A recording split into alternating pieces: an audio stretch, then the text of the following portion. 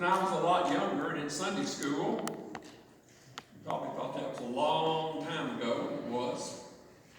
At least our children think that case. I can remember a lot of times singing that song, Joshua and the Battle of Jericho. Yeah. Did any of the rest of you do that? Joshua and the Battle of Jericho? Joshua and the Battle of Jericho. Jericho, Jericho, Jericho. Joshua and the Battle of Jericho.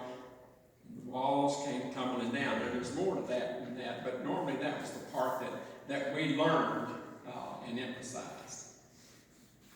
The walls came tumbling down. I think that shows the supernatural power of Almighty God. I know that men had a hand in it by following the leadership of God, but I believe God was the one that brought down the walls of Jericho. We find the children of Israel about to enter the land of the promise, and cross the swelling Jordan, as the story goes, and they had to carry the ark of God, and it was carried by the priest, and the Bible tells us that the land was theirs for the taking. See, they'd already wandered 40 years back there, and now it was time to move across and take the promised land. Now, God made a promise concerning their possession, and we talked about promises this morning in our Sunday school, and also of their protection. He did not promise, though, that the possession of the land would be that easy or without a fight.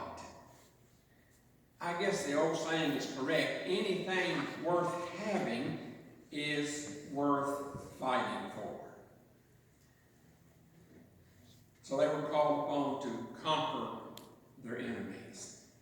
Now, Jericho was a fortified city, okay? 2 walls surrounded the city.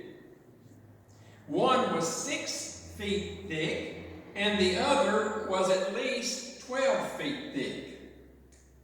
It was almost like you could not get through those walls regardless of how you tried to do it.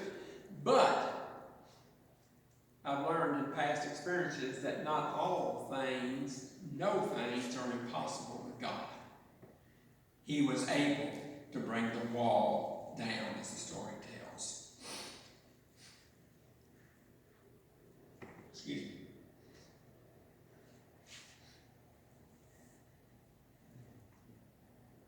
Joshua and the Battle of Jericho.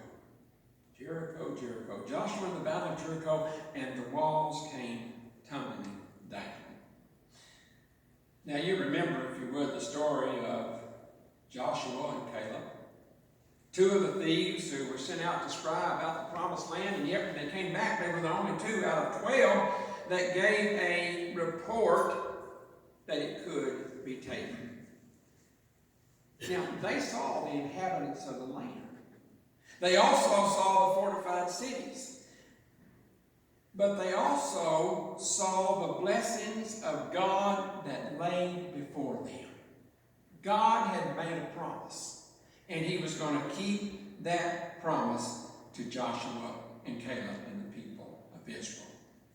Proverbs 28:18 says, by Solomon, where there is no vision, the people perish. And the word vision is simply defined this morning to me as a dream or a revelation. Now, I asked you this morning, what kind of dream do you have of the Cumberland Presbyterian Church here up on the hill, 1802 Bankhead Parkway? You say, well, preacher, I haven't thought about a dream. I just come each Sunday and do the best I can by attending and giving and supporting and reaching out. But what is the dream of the Cumberland Presbyterian Church? Do we have a dream or a revelation about what God desires for us to do? What is your dream for the church? That's a hard question, isn't it? We'd like to think that maybe down the road we will have more in attendance, we will have more spiritual services, we'd have more support of the budget, we would have things seem to be going more our way as we want it to go under the leadership of God? Or are we just going to be a building sitting on a hill? And there's some significance to that, because we can be a light to the community, as the Bible talks about. A bright, shining light to the community. Well, it's been said that vision that looks inward becomes a duty. Vision that looks outward becomes aspiration. But a vision that looks upward becomes faith. Now, as you look at what you think in that vision of the church would be, which way are you looking? Inwardly, outwardly, or upwardly toward God and what He can do? Most of the time, churches feel like that they can only do what they can do, and that's it. And somewhere along the line, it shows that we almost feel that it's impossible for God to do something with a church, with a people, which is the church, in serving a community. Well, the Bible says in Hebrews 11:1, faith is the substance of things hoped for, the evidence of things not seen. One Sunday's already gone in 2020. I'm not telling you anything you don't know. This is the second Sunday of 2020. What will happen when we get to the end of the month, 2020, or the end of 6 months, 2020, or the end of this year in 2020 and move on to 2021? It's all going to depend upon two things. People who are willing to obey God, and two, a God that we see is possible of all things. All things. Well, God gave Joshua a plan, did He not? He said, march around the city once for 6 days, with the priests carrying 7 trumpets of ram's horns before the Ark of the Covenant. Then on the 7th day, we march around the city 7 times, and the priests shall blow the trumpets. And when you hear the blast of the trumpets, all the people shall shout with a great shout, and the wall of the city shall fall flat. How many of you would believe in a promise like that? How many would you, if you were a part of that group, how many of you would really believe that would be possible? Joshua spoke it for God. God gave it to Joshua, the instructions. And we'd probably think, you're dreaming pretty big, Joshua. You're dreaming large, The shout was made and the walls came tumbling down. Now, giving you the answer to this, was it the shout that brought the walls down, or was it God's power that brought the walls down? Well, it would be God's power, okay? God's power.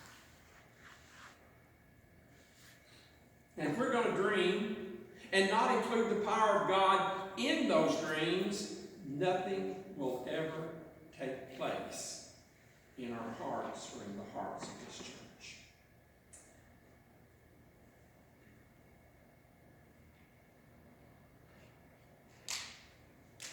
There was a vision that was made for Joshua. Joshua and the people had faith that in that vision God would keep His promise. And so they acted upon that promise.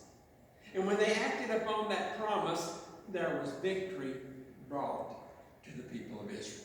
They were able to finally cross over the Jordan and take Jericho, because God brought the walls down.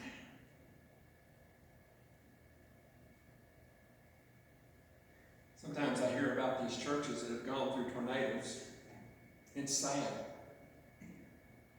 And they will be leveled to the ground. But they come back with a vision, do they not? And say, we will build again. And there's no ifs or ands or buts about it.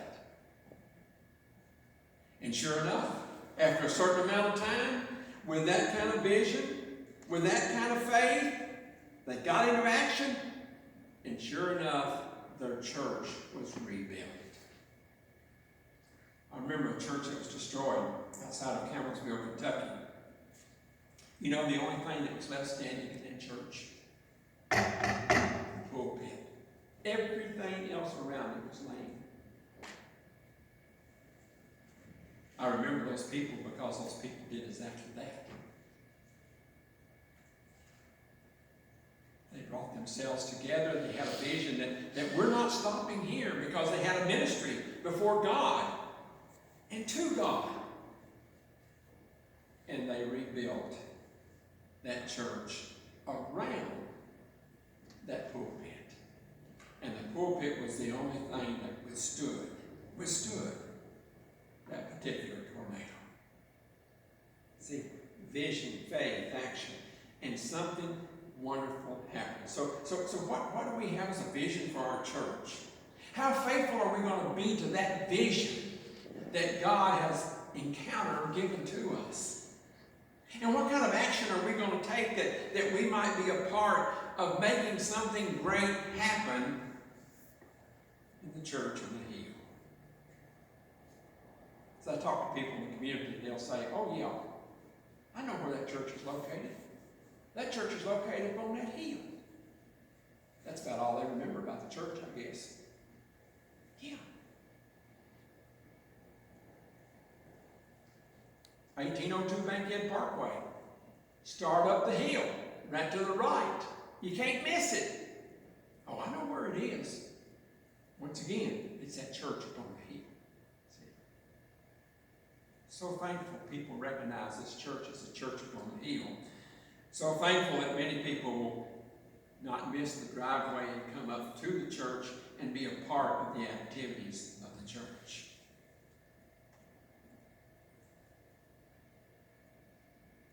So I guess for us to meet our vision, if we have one for 2020, my prayer for the church would be that we not go ahead of God in some things that we do, and we do not lag behind God in the things that we do, but that we're willing to walk side by side with God as He accomplishes His will. Can't beat that kind of communion one with the other. Side by side.